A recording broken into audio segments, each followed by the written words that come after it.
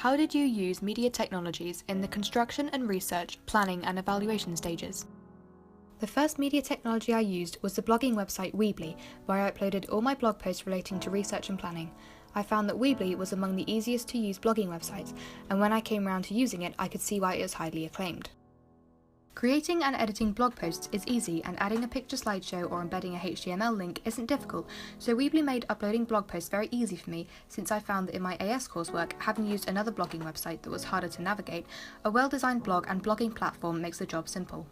Weebly also allowed for hyperlinking, so I could add URL links to my blog, so that when the link is clicked, the user would be transported to the website I wanted them to see, or the website that contained the information I used.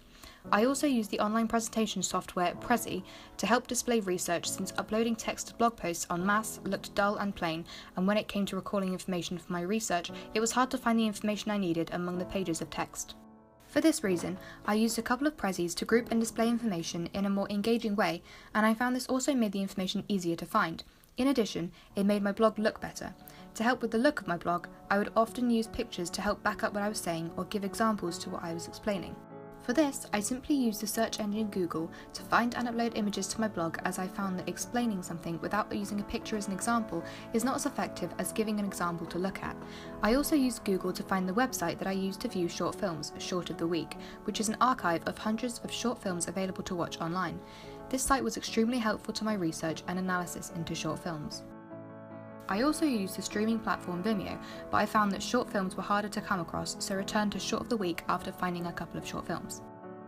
Sometimes, when say analysing short films or getting information from web pages, I needed to get a particular shot from a film or a particular table from the web page, and for this I used Faststone Capture, a screen capturing software. It works in the same way as Command-Shift-4 does on a Mac, but when using a Windows computer it is more difficult to take a screenshot without print screen.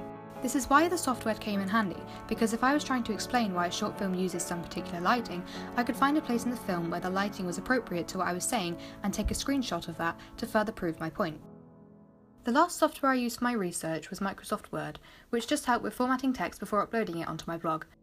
For the planning part of my coursework, I again used Microsoft Word for the formatting of text and creating a shooting schedule, and Microsoft Publisher for quick SketchUps of what I would create later on using better software. So when it came to creating that SketchUp on a better program, the one I used was Sketchbook Pro, which aided me in the design and execution of my storyboard. I find that Sketchbook is the easiest and most recommended program to use for a Wacom Intuos tablet, the tablet I use to draw up my storyboard. Sketchbook is also the design program that I am most familiar with, so it seemed fitting to use it for this task. I also used YouTube and Vimeo, two video sharing platforms, to share the video of the soundtrack I'm using for my short film on my blog. I could have used an audio website like SoundCloud, but I am not as familiar with it and I don't have an account to access music. Hence, a YouTube link was posted. Finally, for taking pictures of locations and props, I just used my phone and sent the images to my email so I could access them on a computer and upload them to my blog. When it came to the construction of my short film, more advanced technology was used to capture film and record sound. For instance, when we first started the film, there was a scene that was outside and we didn't want the camera and microphone being moved from where it was. We used a lavalier microphone, one that clips onto a person's shirt near the collar, and used that to record sound and dialogue outside the house and outside the main set, up the stairs. This microphone gave us really good sound quality because it was placed so close to the actor's mouth, but it had a muffler attached so the actor's breathing didn't interrupt what they were saying. The second microphone we used was a Blue Yeti microphone, which is much bigger than the latter.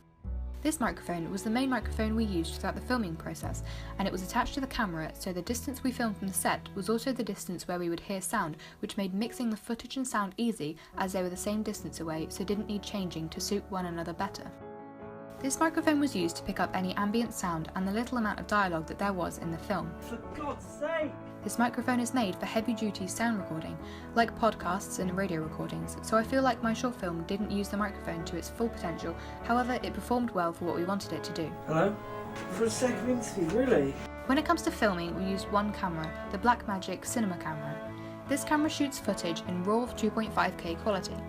We chose to film the whole of our film in RAW, meaning that it would take up a lot of memory on the SSD, but would be worth it for the footage that we got out of it. The RAW footage we filmed picked up everything we needed it to, the light pouring into the room, shadows, and a flickering of a fake TV.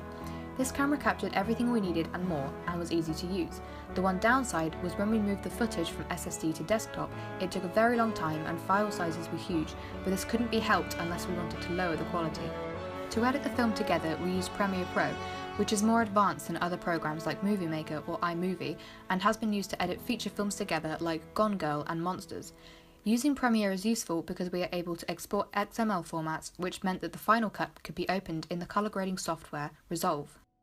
Once the film had been edited together, it was exported onto Resolve, where some of the scenes were darkened and the white balance was corrected to create the bleak lighting present in most dramas to create verisimilitude.